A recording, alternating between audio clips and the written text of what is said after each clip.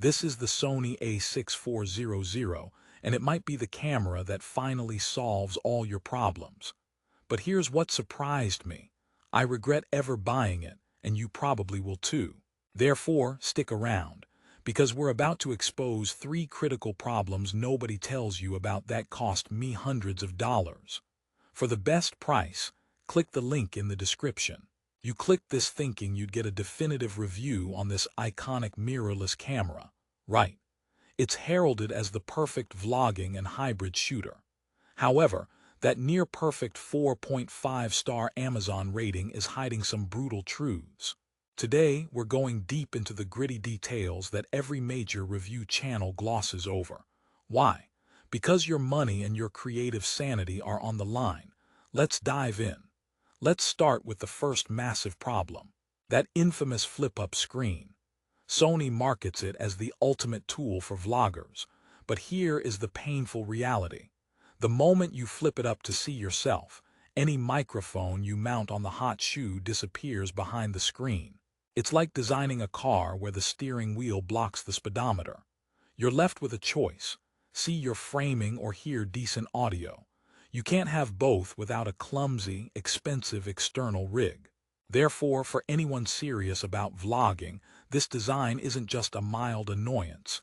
It's a fundamental engineering failure that forces you into more spending. But wait, there's more on the screen. The LCD quality itself. Let's just say it makes a potato look high-def. In bright sunlight, you'll be squinting harder than a vampire at a beach party. The low resolution makes nailing manual focus a guessing game. You think you've got a sharp portrait, but you zoom in on your computer, and your subject's eyes have the clarity of a 90s webcam photo. It's a betrayal from a camera with a sensor this good. Why pair a race car engine with bicycle tires? Now, let's talk about the heart of the camera, that 24.2 MP APS-C sensor and autofocus system. The specs are mind-blowing. 425 phase detection points covering 84% of the frame. IAF for humans and animals. It tracks a subject like a hawk with a caffeine addiction. Therefore, for photography, especially fast action, it's arguably unbeatable in its price range. The 11 frames per second is no joke. You can shoot your kid's soccer game and get every grass-stained, triumphant moment in crisp, clear natural colors. The image quality from that Exmor CMOS sensor is stunning, offering great dynamic range. That's the glowing review you always hear. But, and this is a Jurassic Park-sized but, the video performance has a secret, deal-breaking flaw. It's called rolling shutter. Pan the camera quickly sideways, and vertical lines like buildings or door frames turn into wobbly jelly. It looks like your footage is melting. For a camera praised for video, this is an ancient skeleton in its closet. Modern smartphones have better rolling shutter control. Trying to film anything with fast movement becomes a distracting mess. Therefore, if you're dreaming of cinematic, smooth pans, you need to move at a glacial pace or invest in a pricey gimbal. Surprised? Most sponsored reviews don't mention it because it's not a sexy feature to demo. We need to talk about the third problem, the user experience, or as I call it, the Sony menu maze. The menu system is famously convoluted. Finding a simple setting feels like you need a degree in hieroglyphics and a Sherpa guide. You'll spend more time digging through submenus than actually shooting. It's like Sony engineers designed it on a dare to see how confusing they could make it. Customizing buttons helps, but the initial learning curve is steep enough to give you altitude sickness. Why should you need to watch a 45-minute YouTube tutorial just to format your memory card? And let's touch on the elephant in the room, the included 16 to 15 kit lens. It's the optical equivalent of a party popper when you were expecting fireworks. It's slow, plasticky, and severely bottlenecks that beautiful sensor. The product description boasts a large aperture 24 to 70 Zeiss lens, but that's for a different, more expensive bundle. What you often get is the basic zoom. Therefore, to unlock the A6400's true potential, you must budget for better glass. That $809 price tag is just the entrance fee to the amusement park. The good rides cost extra. This is where most new buyers get a harsh reality check. Here's a joke for you. What did the Sony A6400 say to the vlogger? I can see you're talking, but I'd rather not hear it. Okay, so with all these problems, why is this video titled, "Don't Buy the Sony A6400"? It's the contrarian snapback.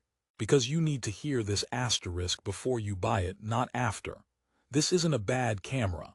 In fact, it's a phenomenal tool in the right hands. But it's not for everyone, and that's the crucial takeaway. Therefore, the resolution is about knowing if you are the right user. If your primary goal is still photography, especially portraits, street, or action, the A6400 is a powerhouse. That autofocus and image quality are worth the menu headaches. You'll learn the quirks and love the results. For videographers and vloggers, the calculus changes.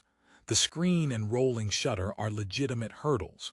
But if you are a hybrid shooter who does 60% photos and 40% video, and you're willing to build a small rig, an external mic mounted off to the side, a monitor for better viewing, then the A6400 becomes a compelling, compact workhorse. The color science is great, the 4K is sharp, and the focus tracking in video is still witchcraft. You just have to work around its temper tantrums. Think of it like this. The A6400 is that brilliant, moody genius friend. Incredibly talented but has some infuriating habits. You don't break up with them, you learn how to manage them.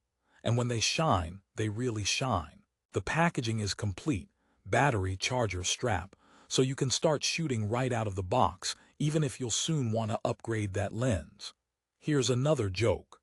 How many Sony A6400 owners does it take to change a setting? Just one, but it'll take them 20 minutes and 3 internet searches to find it. So, what's the final verdict? Don't buy the Sony A6400 if you're a pure vlogger who needs simplicity, or if you demand flawless video performance for fast-paced shooting. You will be disappointed. However, you absolutely should buy the Sony A6400 if you are a photography-first user, or a hybrid creator ready to invest time and a bit more money into accessories to unlock its potential. Its core performance for the price is still exceptional. The positive note is this: armed with this honest knowledge of its flaws, you can make an empowered decision. You won't be blindsided. You'll buy it knowing exactly what you're getting into, and you'll be able to leverage its incredible strengths while planning for its weaknesses. It's a camera that demands a relationship, not a one-night stand. Treat it right, and it will create stunning images for years. Just remember to buy a separate microphone first. And to get the absolute best current price on Amazon for the Sony A6400 and check out those top reviews for yourself, click the link in the description below. That link supports our channel at no extra cost to you. Thanks for watching. P.S. What's the difference between the Sony A6400 and a mystery novel? With the mystery novel, you eventually figure out the plot. Just kidding, mostly. Final joke. Why did the A6400 cross the road to get to the other side of the menu?